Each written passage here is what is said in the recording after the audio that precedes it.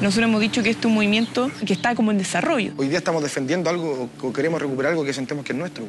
Cómo eran tolerables muchas desigualdades antes y cómo después del 2011 dejan de ser tolerables. Porque la educación cumple un doble propósito. Es un bien de consumo, pero también la educación tiene un componente de inversión.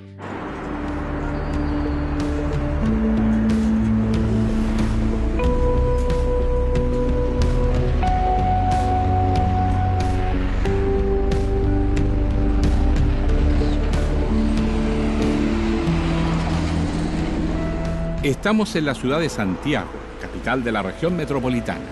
En ella viven más de 6 millones de habitantes.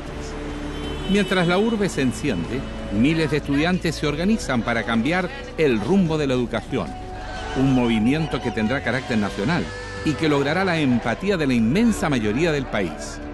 Así, el año 2011 es recordado como el año de la educación en Chile, descolocando al gobierno y al poder político en una lucha educacional que aún no se resuelve.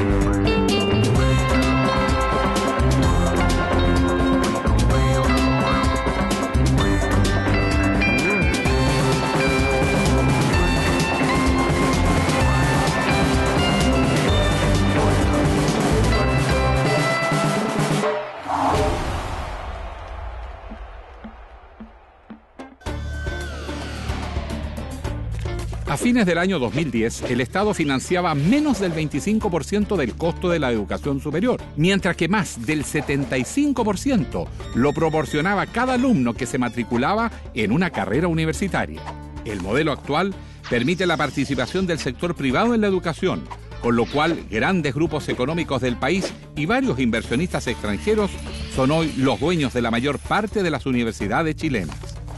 Hasta 1973, la educación en todos sus niveles era mayormente fiscal y considerada un bien público. A partir de 1981, la enseñanza escolar fue traspasada a las municipalidades. De ese modo, un municipio que recibe mayores ingresos inyecta más dinero en su sistema educativo que una comuna pequeña o pobre, generando la desigualdad que hoy conocemos en el sistema educativo.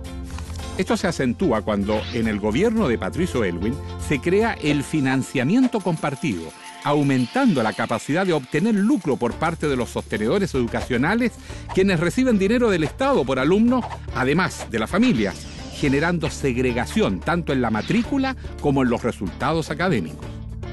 En la educación superior, las transformaciones comenzaron también en 1981, con la promulgación de la Ley General de Universidades.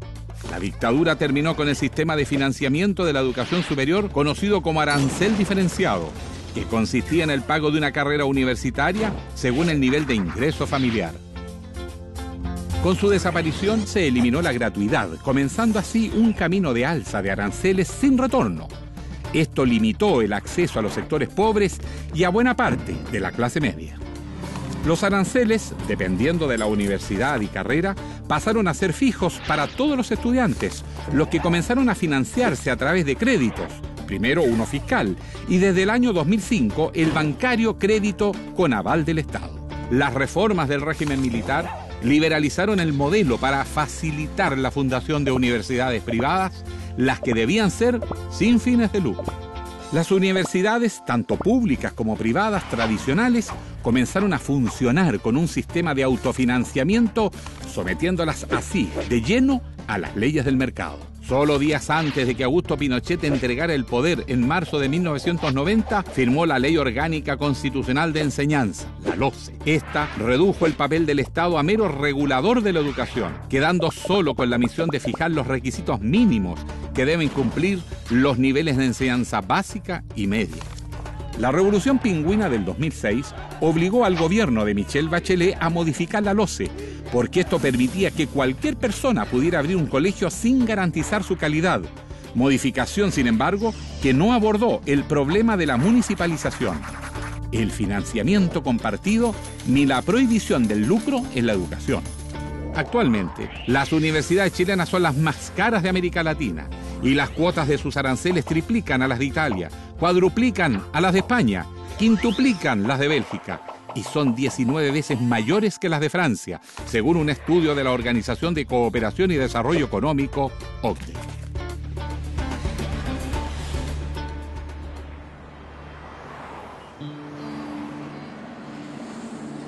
En marzo del 2011, los estudiantes universitarios, a través de una declaración pública, manifiestan su malestar por el retraso en la entrega de becas estudiantiles, un hecho que va a dar paso al mayor movimiento estudiantil que se conozca. Había un gran peso en muchos estudiantes y muchos familiares que no les estaban llegando ni la tarjeta nacional estudiantil ni la beca de alimentación. Con ese hecho coyuntural se empezó a analizar las modificaciones que estaban haciendo en materia de becas y ayudas estudiantiles, una como reestructuración. Pero era una reestructuración que fue lo que retardó también el proceso de entrega, que era coherente con esta agenda privatizadora. Entonces ahí se reabre la discusión en torno a esta agenda privatizadora del gobierno. Hay diferentes créditos al Estado que es muy carísimo y que hoy en día están pagando miles de compañeros en todo el país el doble y hasta el triple de su carrera al salir de esto. Y están obligados a pagar ese dinero, tengan o no tengan trabajo, ya que están endeudados con la banca privada. Y si no lo hacen, esto lo va a llevar a que se hayan adicado e inclusive hasta que se hayan preso. Lo que parecía un reclamo puntual y una demanda específica abre un debate al interior del mundo universitario que va a apuntar al corazón del sistema educativo y que comenzó varios meses antes del inicio del año académico del 2011. El gobierno partió anunciando una revolución en educación. Entonces nosotros nos pusimos alerta y analizamos que llegó tarde la agenda del MINUC y hicimos una lectura y una agenda privatizadora. No hacía una gran revolución, venía como poner un broche de oro al proceso de privatización y de mercantilización del mundo de la educación. De hecho, levantamos una plataforma virtual donde los videos tuvieron unas visitas, no sé, 50.000 visitas en 2 o 3 días. Y creo que eso contribuyó de alguna manera a que fuera explosivo. La calidad de la educación superior en Chile sí está en crisis.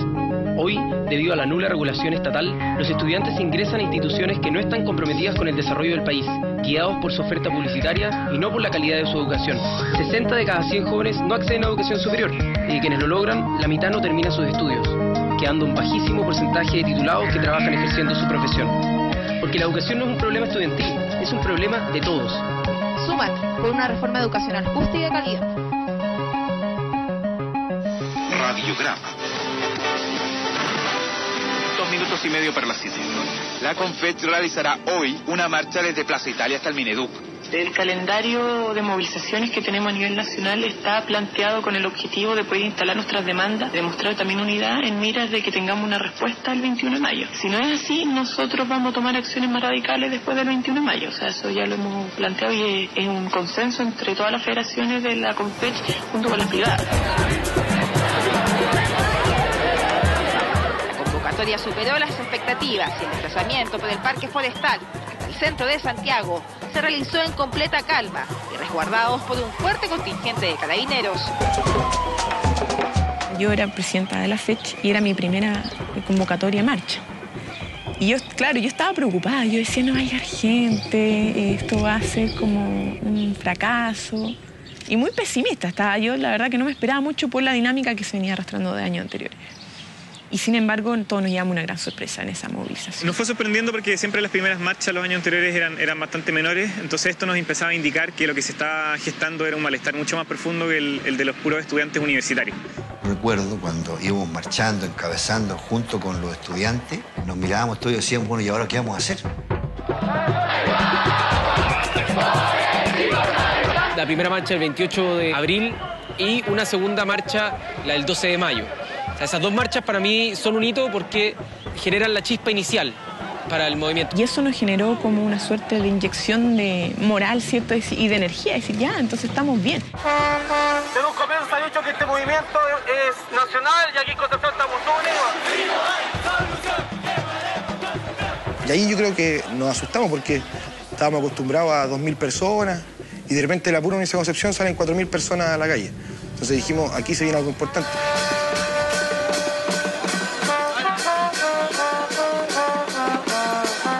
Por primera vez pudimos superar las barreras de la demanda parcial, gremial, que la beca aquí, que la tasa de interés acá, y logramos hacer del fortalecimiento de la educación pública una demanda de verdad sentida por los estudiantes. Si bien los secundarios habían apoyado la convocatoria del 28 de abril, a esta manifestación del 12 de mayo se sumaron como convocantes, añadiendo a las demandas de los universitarios su propio petitorio. Éramos alrededor de 600 cabros de mi liceo marchando. Cuando llegamos allá yo me acuerdo que empezaron a salir los pagos con luma, con caballos, y nosotros teníamos compañeros súper chicos de séptimo básico. Y nos empezaron a golpear con las lumas y nosotros estábamos desesperados tratando de ver qué hacíamos con los compañeros para que no los golpearan. Entonces para mí fue muy choqueante porque el nivel de violencia fue tremendo, tremendo.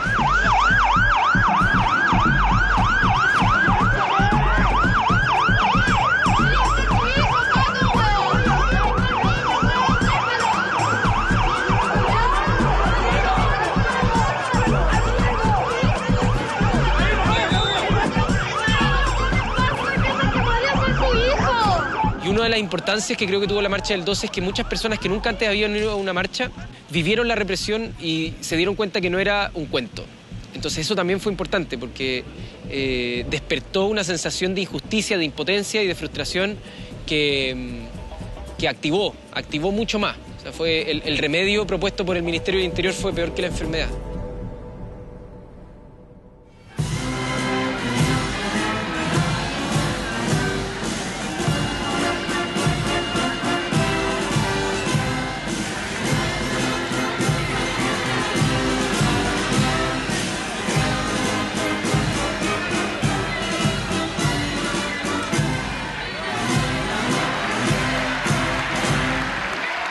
Es un movimiento que responde a un proceso de descontento acumulado, de frustración de parte de la ciudadanía.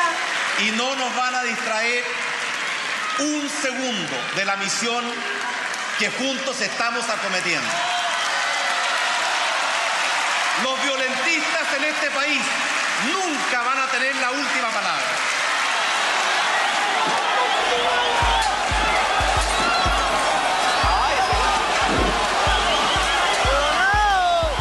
El 21 de mayo fue el primer punto de inflexión porque se interpeló al gobierno con propuestas de cambio profundo y él respondió continuando la lógica de la dictadura de la Concertación y por lo tanto después del 21 de mayo quedó claro ante la gente que las movilizaciones estaban plenamente justificadas. ¿Por qué no piensan un poco? Nosotros somos pobres, la gente está enojada, está indignada y a ustedes les mandan reprimir para que salgan las piedras y salen las piedras y sale el mundo y ustedes felices defendiendo a los gobiernos traidores, porque todos estos gobiernos que hemos tenido son unos gobiernos traidores, señores. Nos han traicionado a nosotros, nos prometen y después nos engañan y se ríen y viven como príncipes todos los gobernantes, viven como reyes y nosotros asfixiados, con deudas, con problemas y ustedes defendiendo a los poderosos.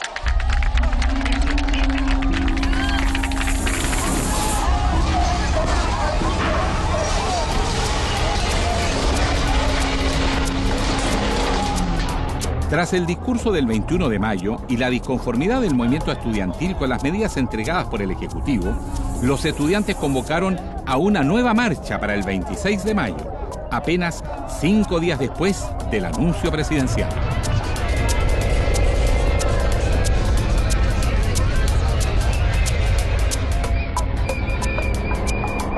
El mismo día de la marcha, los estudiantes entregaron una carta al ministro de Educación denunciando el lucro de las instituciones privadas, además de la grave situación de las universidades públicas, y señalan que de no haber algún tipo de respuesta a su petitorio, se realizaría un paro nacional estudiantil el 1 de junio.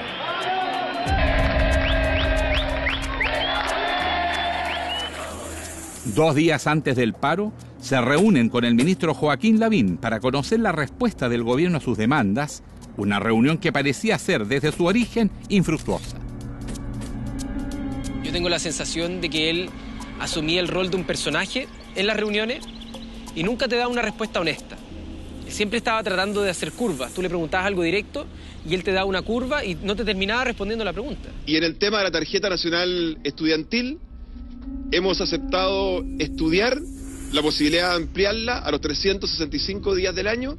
Pero lo que siempre nos decía era que nosotros estamos de acuerdo con ustedes, tienen toda la razón en las demandas que están levantando. La educación es un derecho, es verdad.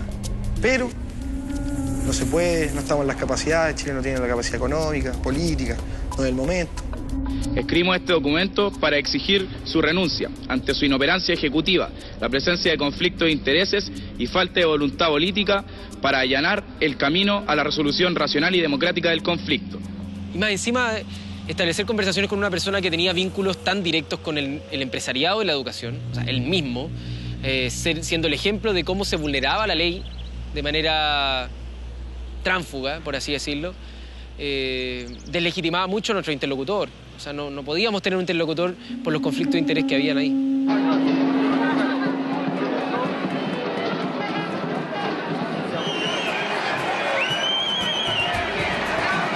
La convocatoria al paro nacional estudiantil ese 1 de junio es masiva. La marcha reúne a más de 20.000 estudiantes en Santiago.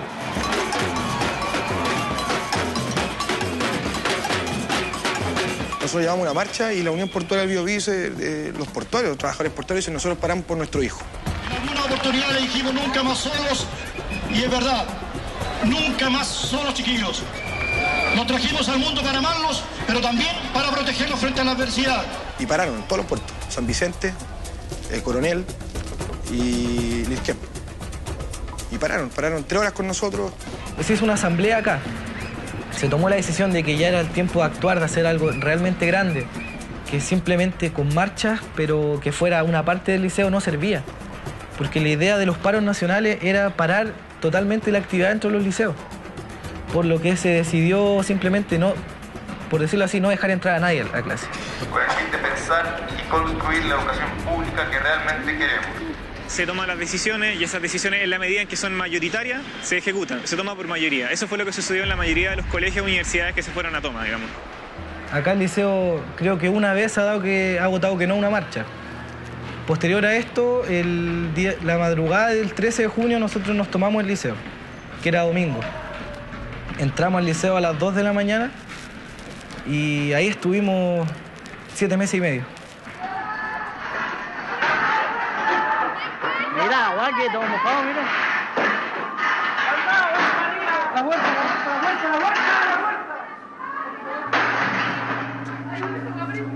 Bordeamos, ¿cierto?, Casa Central, nos dirigimos por San Diego y rompimos ahí una entrada y la tomamos. Mientras las autoridades acusan a los estudiantes de realizar acciones que perturban el normal funcionamiento de los planteles superiores y secundarios, junto con los desmanes que provocan sus manifestaciones, los jóvenes responden con inéditas y diversas formas de protesta. Es que es muy simbólico y todos los estudiantes de la Chile y en general los estudiantes saben que ocupar o tomarse la Casa Central de la Universidad de Chile es un acto muy simbólico.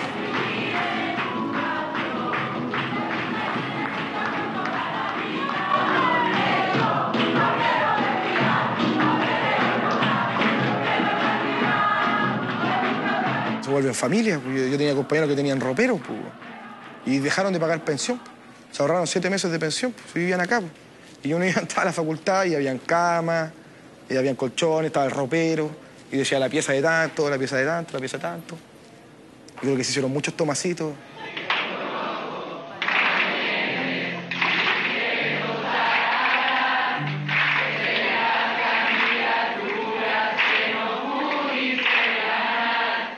Hubo muchas divisiones entre los mismos apoderados de una comunidad. Acá en el Nacional se armó un bloque que era el PAMIN, la coordinadora de padres y apoderados movilizados del Instituto Nacional.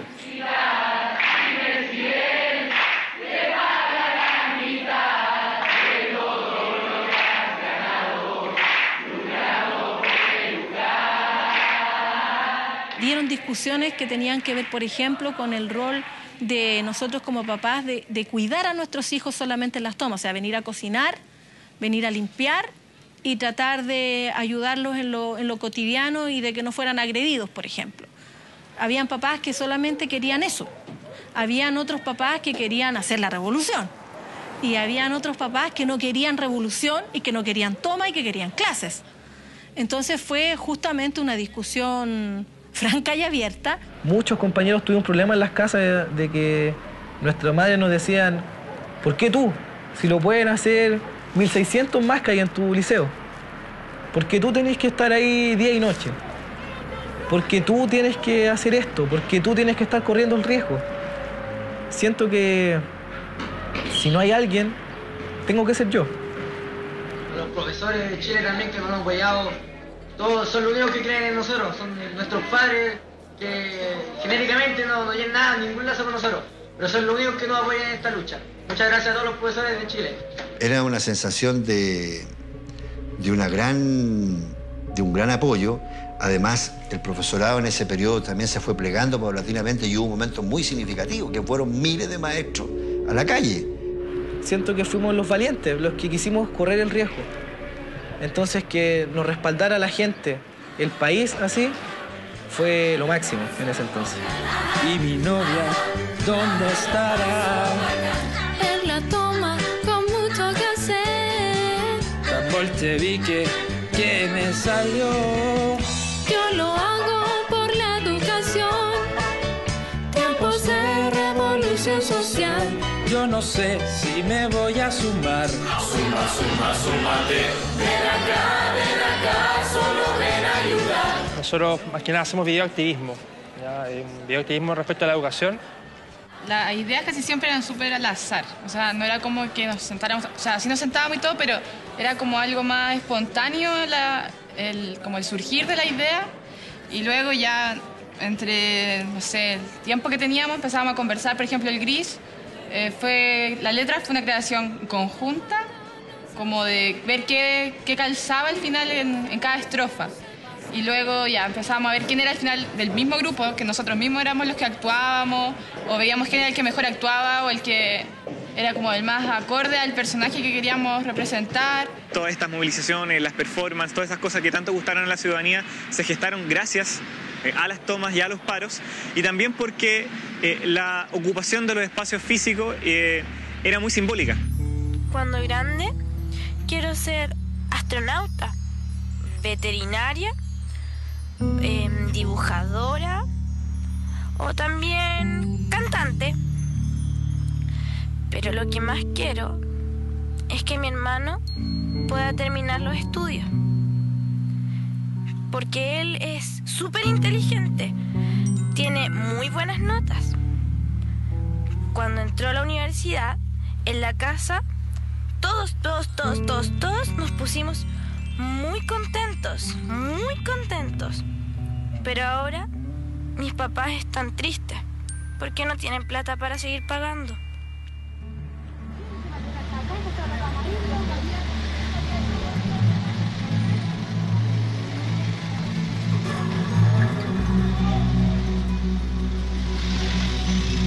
El lunes 13 de junio, a las 13 horas, se dio inicio a las 1.800 horas corridas por la educación.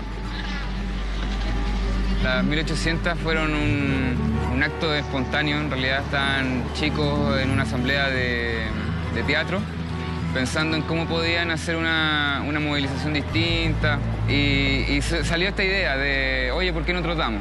Diego Vara, uno de los chicos de teatro, agarró una bandera 1:30 de la tarde y se puso a correr aquí alrededor de la Moneda. Al principio era alrededor del edificio, pero después con Carabineros quedamos en que, o sea, ellos quedaron que iba a ser alrededor por la cuadra exterior. Después vino al día siguiente, hasta que empecé a ayudar en lo que era la organización, en cómo sostener un flujo de gente acá.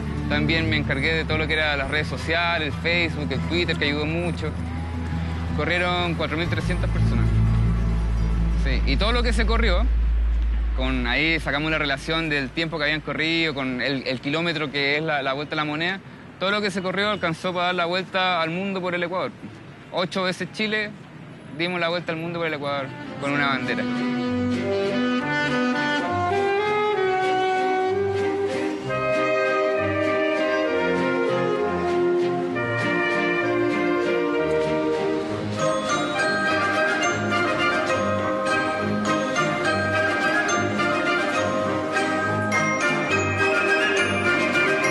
Si hay algo representativo del despertar de la ciudadanía hacia usted.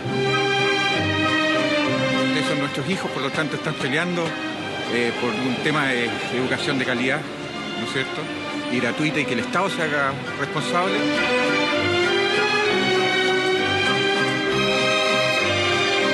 Feliz que ustedes sean de la generación de los libres.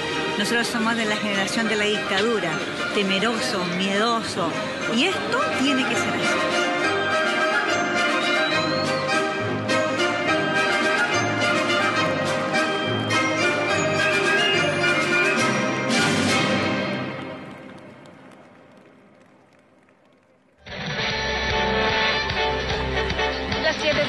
Estudiantes de Educación Superior presentaron un recurso ante la Contraloría por posible incompatibilidad del ministro de Educación, Joaquín Lavín, para ejercer su cargo. Todo esto en medio de manifestaciones. A su vez, se realizaron actividades culturales en las tomas estudiantiles y un masivo baile de universitarios caracterizados de zombies endeudados frente a la moneda.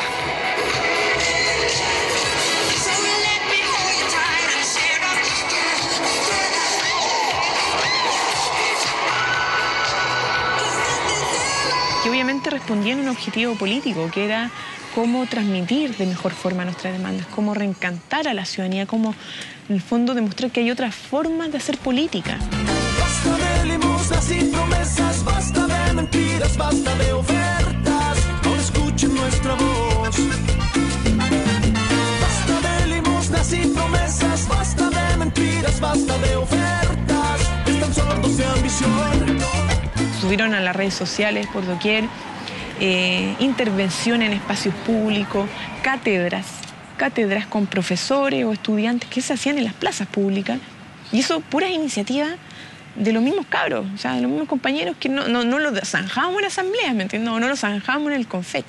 Quienes financian la educación son las familias. Son las familias. Y quienes reciben los beneficios de ese financiamiento son los bancos con los que los estudiantes se deben endeudar, o son las empresas que lucran con la educación. Vamos con las noticias. Sorpresa, sí, sorpresa por la amplia convocatoria, porque la misma Intendencia Metropolitana de Santiago ha cifrado en más de 80.000 las personas que participaron en la marcha de ayer en Santiago, exigiendo reformas al sistema educacional. Cuando se logra sacar más de 150.000 y se superan las 200.000 personas en la calle, eso habla de que no solamente el movimiento estudiantil el que está en la calle, sino que es una ciudadanía que empieza a darse cuenta que el sistema político no da para lo que quiere, que es la democracia, es muy chiquitita socialmente, que el sistema económico es muy injusto, y eso hace que las familias salgan a la calle, trabajadores. Los estudiantes solos no sacan esa cantidad de gente. Pensamos que Chile estaba como adormecido, que no querían cambios, que finalmente esto era el fin de la historia. O sea, siempre se señalaba que los grandes relatos se habían terminado, que nadie más quería cambiar, pero de repente nos dimos cuenta que no, que la gente quería grandes cambios y estaba como queriendo participar en ese proceso de cambio. Y eso era muy bonito, pero por otro lado era como una angustia, porque decíamos, ¿qué hacemos con esto?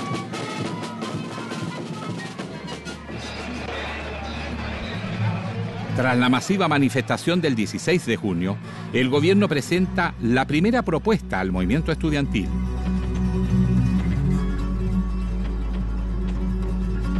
El ministro de Educación, Joaquín Lavín, se reúne con los dirigentes de la Confech en el Ministerio de Educación y les hace entrega de un documento con 7 puntos para responder a sus solicitudes.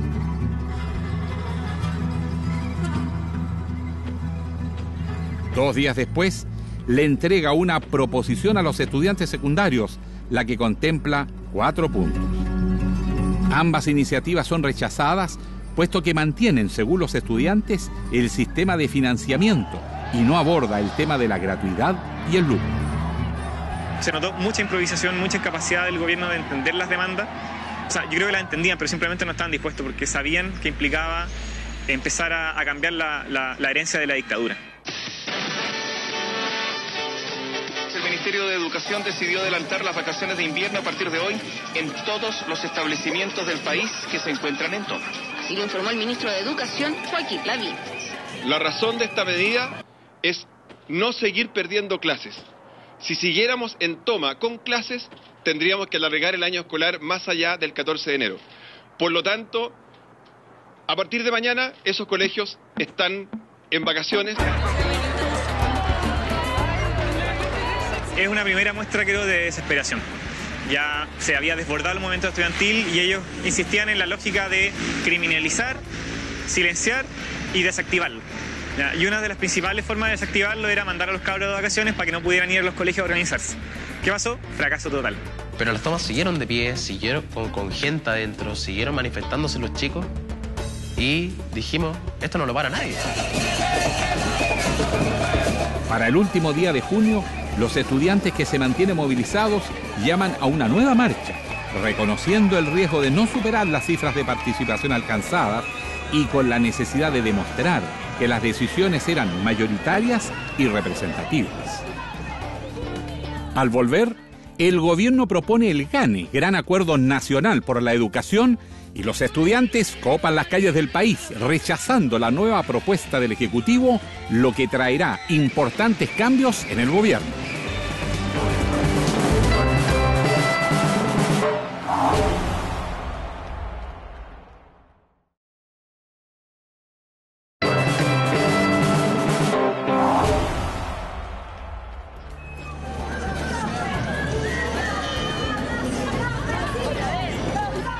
Por ejemplo, la marcha en Santiago apenas se pudo hacer porque la cantidad de gente casi llenó el espacio que tenía la marcha. O sea, del inicio hasta el final apenas pudimos marchar. Eso lo da de poca gente porque era demasiada gente la que se había congregado. O sea, 200.000 personas entre Plaza Italia, estaban un poquito más acá, en Salvador, hasta pasado La Moneda.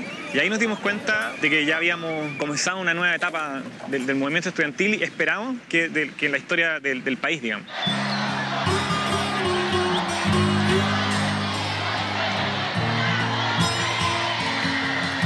Tener 100.000 manifestantes solo en la Alameda, a eso hay que sumar en todas las regiones del país 200.000, 300.000, era algo que no estaba en los cálculos de nadie y era demasiado grande y que era como tocar techo a la vez.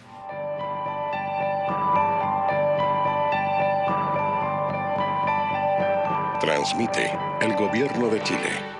A través de una sorpresiva cadena nacional de radio y televisión, el 5 de julio, el presidente Sebastián Piñera, acompañado del ministro Joaquín Lavín, presentan su gran Acuerdo Nacional para la Educación, GANE, para responder a las demandas estudiantiles.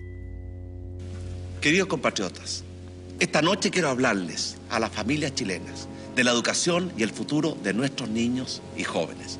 Era esto de la reafirmación del financiamiento a través de becas, de crédito, de la focalización del gasto social en materia de educación. He dispuesto que el ministro de Educación, dialogando con todos los actores, fortalezca los liceos técnicos profesionales y la educación pública escolar, para que todos nos sintamos orgullosos de ellos. Yo no sé qué había que discutir, o sea, cuando nosotros lo vimos dijimos, a la calle. Esa fue nuestra discusión. No había nada que discutir, pues si no respondía a ninguno de los planteamientos nuestros. Como presidente de Chile tomaré todas las medidas necesarias y enviaré todos los proyectos de ley necesarios para implementar con rapidez este acuerdo GANE. Acá tuvimos una asamblea, nos dedicamos a discutir el GANE y no hubo una persona que estuviera a favor de eso, ni siquiera por démosle la oportunidad al gran proyecto del presidente. No, fue rechazado totalmente. Comenzamos de inmediato con las noticias. Ayer se concretó el segundo cambio de gabinete del gobierno de Sebastián Piñera. He resuelto hacer cambios en el gabinete y por eso hoy día ha asumido como nuevo ministro de Educación don Felipe Bulnes y como nuevo ministro del actual Mideplan, don Joaquín Lavín. Sí, juro, presidente. Había que tener cuidado a que no fuera un triunfo, a que no fuera sentido como un triunfo, sino que era producto de la presión y era una estrategia por parte del gobierno para descomprimir un poco la presión del momento. O sea, yo creo que más que una victoria para el movimiento estudiantil, Me parece que es directamente una derrota para un sector político bien particular que es la coalición. Cambiar de gabinete era cambiar el rostro, pero la política seguía siendo la misma. Entonces aquí lo importante era centrar la discusión no tanto en la salida de la VIP, que por cierto era un avance porque no podíamos dialogar con alguien que estaba involucrado con una universidad que estaba lucrando, pero que el tema tenía que centrarse en la cuestión de fondo, en la cuestión de agenda, en la cuestión de la propuesta, en las definiciones de cambio estructural en la educación. Es imposible conciliar las distintas visiones que existen sobre la educación. Es imposible satisfacer todas las aspiraciones que querríamos respecto a la educación. Lo importante es que sepamos encontrarnos en algún punto y que la intransigencia no sea finalmente el obstáculo que nos impida avanzar. En las primeras reuniones y en las primeras declaraciones públicas él deja claro que no va a ceder ni un centímetro en la lógica del sistema educativo. Por lo tanto, ahí de inmediato la salida de Lavín dejó de ser una fiesta y pasó a ser una anécdota, ¿no? Tenemos que tener un tipo duro para esto, para hundirlo más rápido, porque se dan cuenta que Lavín no era una autoridad ante nosotros. Claro. Como que nosotros lo bajamos y a ellos no les convenía. Y yo creo que cuando vimos a Bulnes fue como... Ya no rima nada con Bulnes. Sí. Ya no rima nada. Pero con este ministro, con cualquier otro ministro, con o sin Lavín, con o sin Bulnes, vamos a seguir luchando igual. Basta de individualismo. ¿O acaso quedarán sentados mirando cómo les quitan su derecho?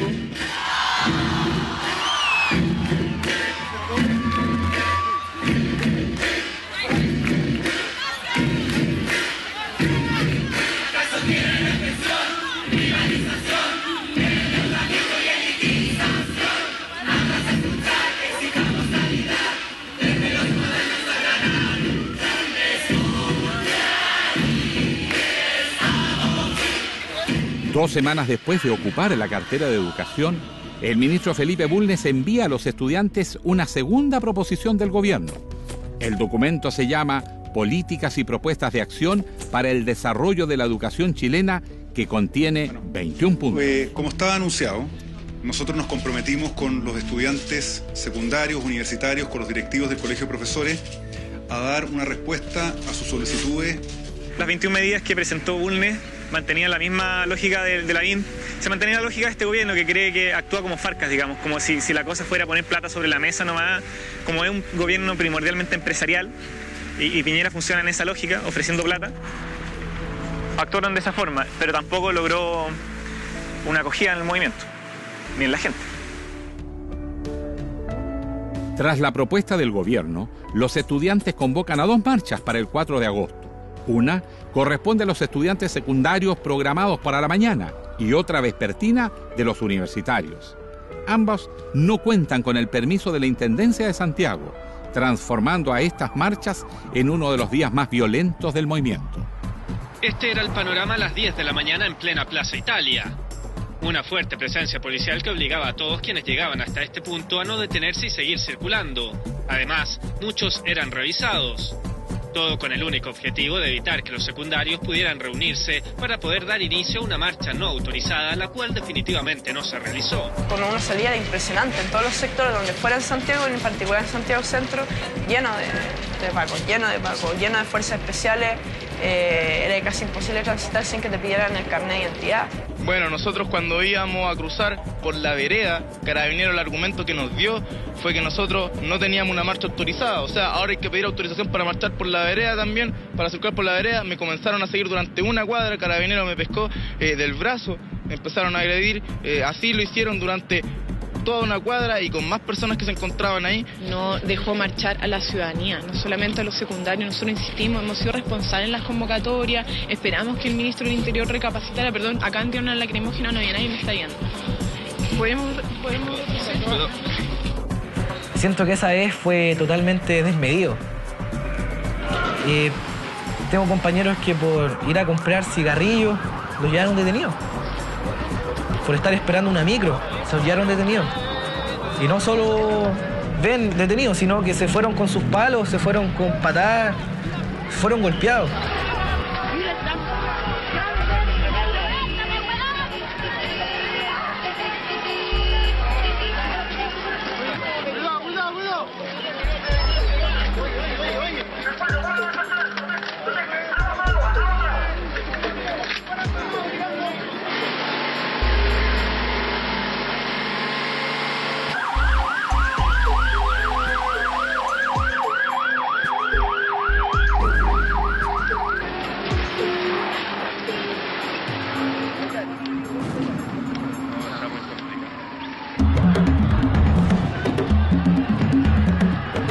ahí hubieron barricadas, hubo cosas muy violentas, pero no fueron solamente los estudiantes. O sea, fue un fenómeno social inédito en la historia reciente de este país.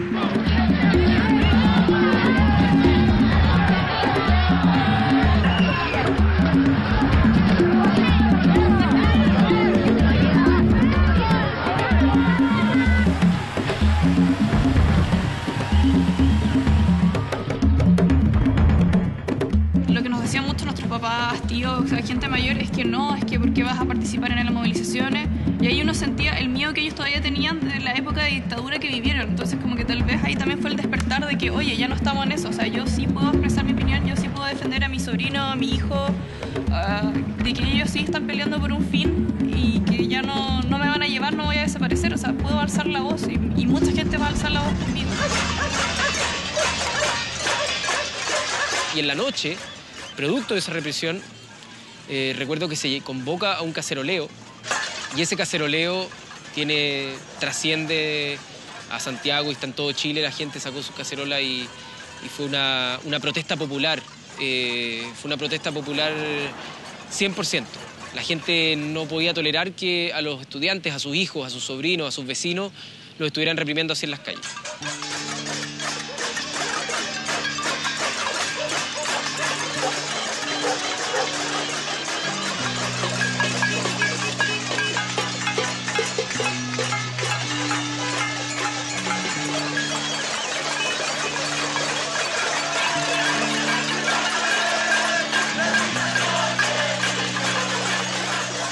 Durante la transición nos dijeron que organizarnos no servía para nada, que mejor cada uno fuera a hacer filas al CERNAC, digamos, o votara por alguien cada 4 años, pero organizarse era una pérdida de tiempo.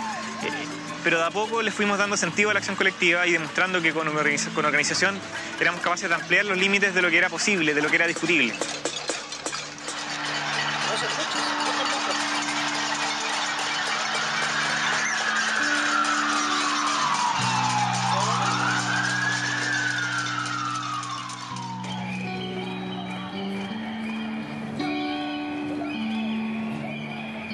Tras una violenta jornada de movilización y un histórico caceroleo por parte de la ciudadanía, el gobierno intenta acercamientos con los sectores moderados del movimiento y presenta una nueva propuesta el 17 de agosto de 2011.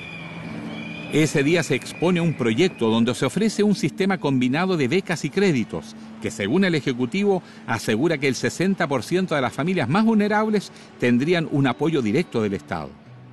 Además, el proyecto contempla presentar al Congreso una modificación para rebajar los intereses del crédito con aval del Estado de 5,6 a un 2%. Los estudiantes, que han llegado a su mayor nivel de organización, debaten sobre este proyecto. Se centraba primordialmente en aumentar los montos de las becas, en hacerlas extensivas a todas las instituciones acreditadas, sin regular sus aranceles, sin acabar con el lucro, sin una política de fortalecimiento de la educación pública. Por lo tanto, nos parecía no solo más de lo mismo, sino que más peligroso todavía, porque destinaba recursos fiscales que salen de los bolsillos de todos los chilenos a negocios privados. Fueron momentos muy impactantes. Veíamos también con frustración cómo no se avanzaba en lo político a buscar acuerdos que significaran destrabar este conflicto. Una disposición real del gobierno a entenderse con los movimientos y no a descalificarlo, que al final optó por otro camino.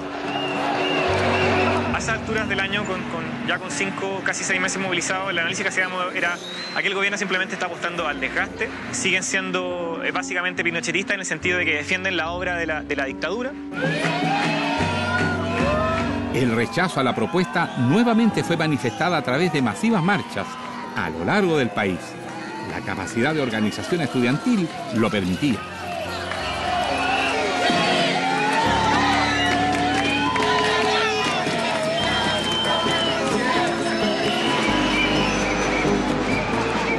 Otra vez en Santiago, la actividad sorprendió a todo el mundo, puesto que se realizó en medio de una torrencial lluvia.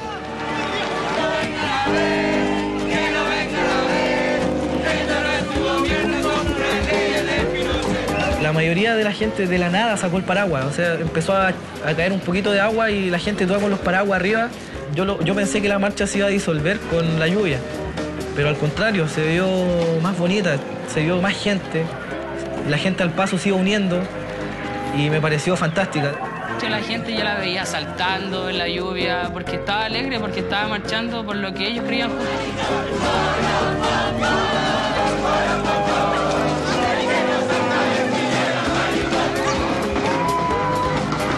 Luego de la masiva marcha de los paraguas, que demostraba que no solo eran los jóvenes y estudiantes los que se manifestaban, la organización estudiantil generó un llamado a realizar una gran manifestación que se llamó Domingo Familiar por la Educación, la que se realizó el 21 de agosto en el Parque O'Higgins.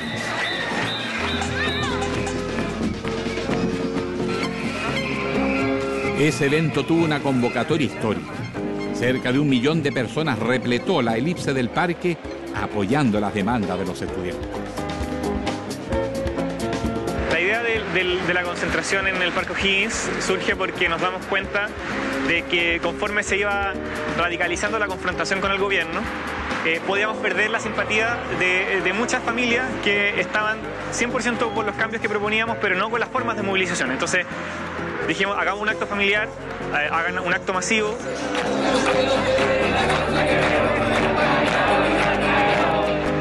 Y queríamos demostrar que el movimiento estaba unido, que era amplio, que no era solamente estudiantil, y lo logramos. Nos permitió darle un respiro a la movilización. Este momento es histórico porque aquí se ha gestado un movimiento transversal, amplio y fundamentalmente diverso.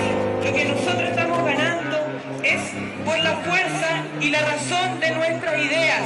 Aquí empezamos a ver cómo surgen nuevos frutos, o sea, hemos sembrado cosas, estamos viendo, bueno, todavía falta mucho por sembrar, pero se ve, ¿cierto?, un florecer, un despertar del pueblo de Chile.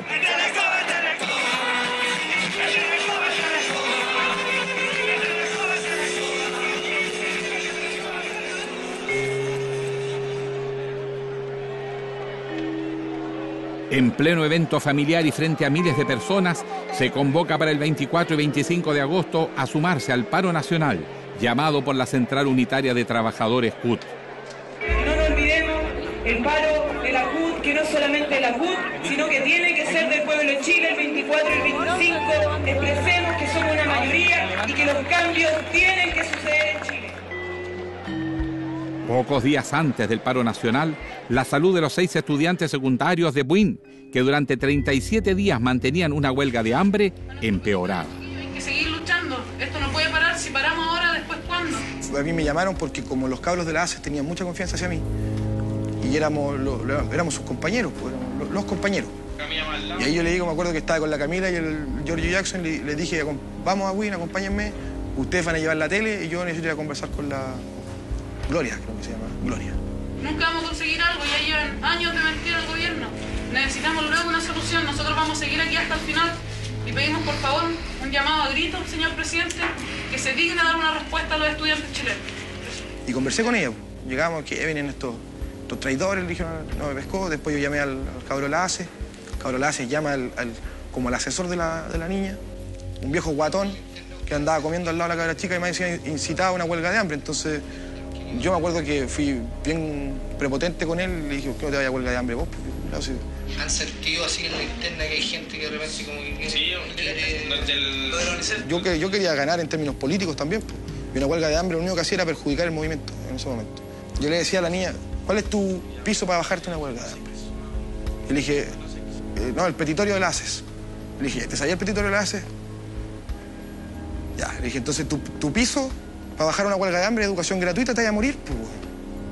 ¿Cómo? Pide un piso, pide algo, pide, no sé. Entonces, ¿qué hicieron el cambio de que la ACES fuese integrada a la mesa de negociación? Algo que es sumamente manipulador, tengo que decirlo, porque estamos pidiendo un piso político para nosotros, que era para los cabros de la ACES, bajo la integridad de una niña. Pero logró bajar la huelga.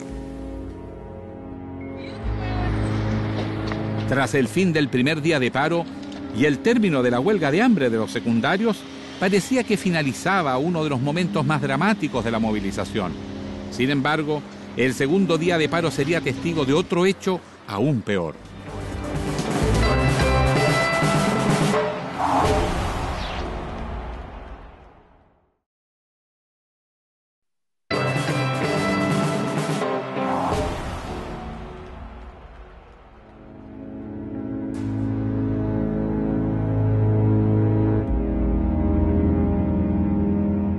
El 25 de agosto, durante la última noche de paro, fallece Manuel Gutiérrez, un estudiante de 16 años, quien fue alcanzado por una bala de 9 milímetros en la villa Jaime Izaguirre de la comuna de Macul. Mi hermano estaba junto a unos amigos jugando a la pelota, ahí en la calle estaba cortada porque había una fogata. Y entré acá a la casa, tomé 11, me acuerdo, y salí a la esquina a ver lo que estaba pasando. Y casi al llegar a la pasarela, de repente se escuchan 3 disparos. Pa, pa, pa. Y al instante del tercer disparo, mi hermano, que venía caminando a mi mano izquierda, grita: "Me dieron". Un grito así muy fuerte, desgarrador. Y se pone la mano al pecho. Y cuando se la quita, la tenía llena de sangre.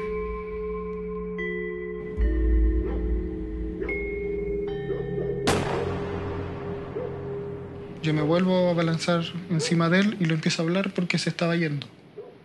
Tiraba a cerrar los ojos. Y yo le decía: "Hijo, no se vaya, despierte, si yo estoy aquí con usted. Hábleme", le decía yo.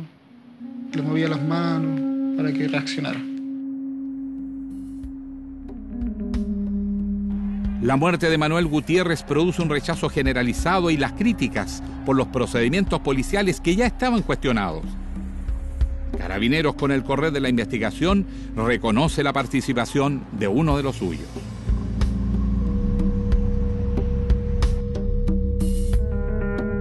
El sargento de Carabineros Miguel Millacura fue identificado como el autor de los disparos. Que Millacura, el carabinero que mató a mi hermano, haya salido libre por votación unánime, porque se supone que no era un peligro para la sociedad. Eso yo creo que fue lo que a mí en lo personal me mató. Porque nosotros confiábamos en la justicia chilena. Creíamos que se podía hacer justicia en Chile, pero nos dimos cuenta que no. Exigimos que el sargento Miguel Millacura, autor de los disparos que le produjeron la muerte, permanezca en prisión mientras prosigue la investigación y que sea sentenciado por el delito. Pero en ese momento estábamos todos desorientados. O sea, la represión era imposible. Uno veía que las propuestas que nosotros estábamos haciendo no veían un canal político, porque, bueno, la Constitución y los quórums calificados sumados al sistema binominal prohíben, básicamente, tener propuestas como esa, que puedan ser acogidas, o modificar la Constitución o cosas así. Entonces yo ahí veo que había mucha desorientación y desesperanza. El gobierno chileno entregará una propuesta de reformas educativas en los próximos días para establecer eventuales mesas de trabajo con el movimiento estudiantil. Así se conoció... El 3 de septiembre, tras 6 meses de movilización, la mesa ejecutiva de la CONFECH, CONES, Colegio de Profesores y el CRUCH se reunieron por primera vez en el Palacio de la Moneda con el presidente Sebastián Piñera y el ministro Felipe Bulnes. Una reunión marcada por la tragedia de Juan Fernández ocurrida el día anterior.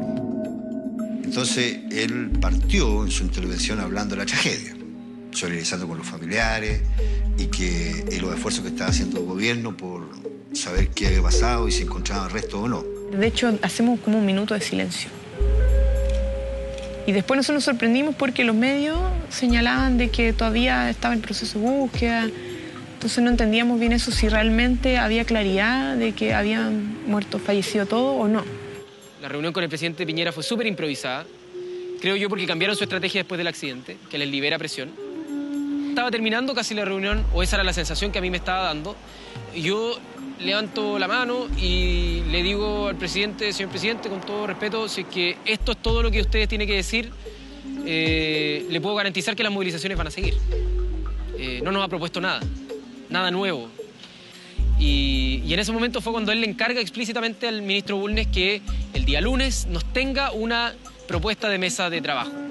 Antes no nos habían dado nada y realmente a mí me dio vergüenza ajena cómo era tan poco serio el gobierno en una reunión que había suscitado tantas expectativas en los chilenos.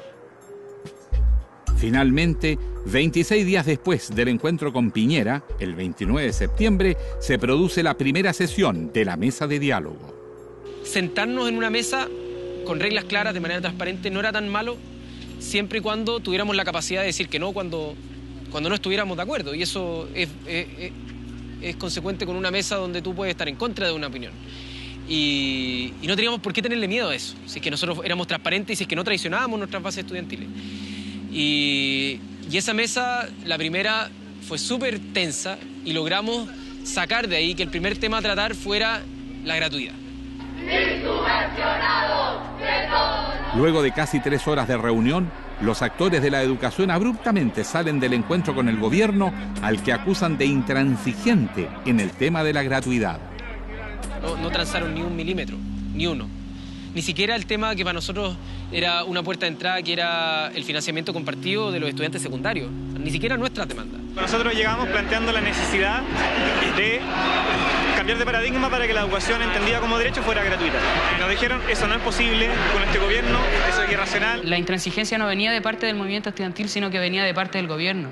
De momento que nosotros le pedíamos una estatización, él mandaba un proyecto de corporatización de la educación. Y en base a que las mesas de trabajo no cumplían o no satisfacían las banderas de lucha que el movimiento estudiantil había levantado, la mesa se quebró y los primeros en salir de la moneda fueron los estudiantes secundarios. Estamos en presencia de un gobierno que a pesar de que nuestro movimiento por una educación gratuita y sin lucro posee más de un 89% de aprobación de la ciudadanía, no quiere escuchar los gritos de nuestro pueblo, que ya sosteniendo 5 meses de movilización sigue exigiendo su derecho a la educación. Pero el gobierno ha cerrado la puerta en la cara a nuestra propuesta y cerrando la puerta también en la cara a toda oportunidad para obtener la educación gratuita. Y yo recuerdo después de ese quiebre llegar a la casa y tener náusea, vómito, quedé enfermo 2 días porque llegó un momento donde tú dices ya el cuerpo empieza a responder a esta desesperanza. Tras el quiebre de la mesa, varias jornadas masivas de movilización y el rechazo al presupuesto en educación, los estudiantes trazan el calendario de actividades para el 2012, pues entienden que su organización y sus demandas por cambios estructurales sobrepasan lo realizado el 2011. Lo que pasó en 2011 es producto de un malestar súper profundo de la sociedad chilena que se venía gestando hace muchos años. Va a continuar este malestar profundizándose, extendiéndose en la medida en que la clase dirigente es incapaz de interpretar los anhelos de la ciudadanía movilizada. Cuando alumnos de 7º básico, de 8º básico, están debatiendo sobre asamblea constituyente, están hablando de reforma tributaria, están diciendo de que hay un problema en la educación. A lo mejor no se logró con el año 2011 la educación estatal, pero sí se logró implantar una problemática. Porque yo quiero cambiar esto y sé que para cambiar esto el camino es largo. Entonces, que los niveles de discusión hayan aumentado significa que estamos contribuyendo de manera importante a la construcción del movimiento popular, que yo opino. La única forma de solucionarlo es que la gente se empiece a organizar. Ya que la gente empieza a decir basta y la gente empieza a tomar poder y empoderarse de sus espacios locales. Y nosotros, bueno, seguimos y vamos a seguir acá hasta que den alguna respuesta y vamos a seguir acá porque estamos convencidos. El avance tiene que ver con el discurso, tiene que ver con la hegemonía de las ideas, tiene que ver con cómo concebíamos la educación antes, cómo concebíamos las desigualdades antes, cómo eran tolerables muchas desigualdades antes y cómo después del 2011 dejan de ser tolerables.